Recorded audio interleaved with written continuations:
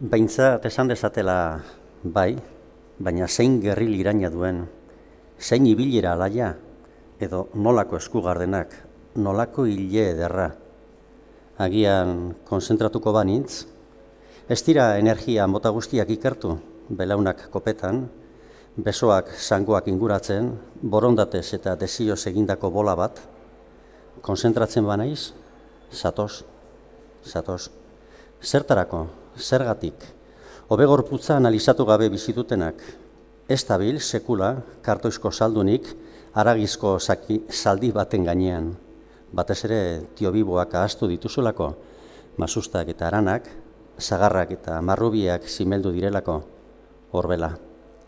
Txemabaletor buruz ikasiko nituzke liburuetako trebetasun guztiak, orienteko jakinduria guztia 40 eurotan eta 7 ordutan. Ez dago justiziarik, idatzi eta aipatutako lege guztiak bete dituen emakume batentzat. Behintzat esan dezatela zein irribarre gozoa duen, suabe, kontuz. Madarikatua bere gizona gordetzen ikasi ez duen emakumea. Mina egiten didazu, kontuz. Amorrua Antxonen azal leunaren truke, edertasunaren norma betetzen duen andre batentzat.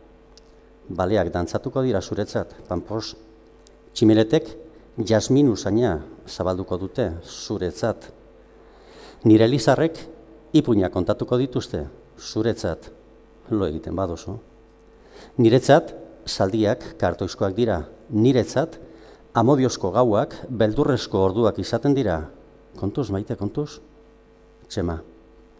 Eta gimnasia eta ahalegin guztien ondoren, kontuz, sexua bustita badago ere, akabo tiobiboen poza, kartoiaren alaitasuna.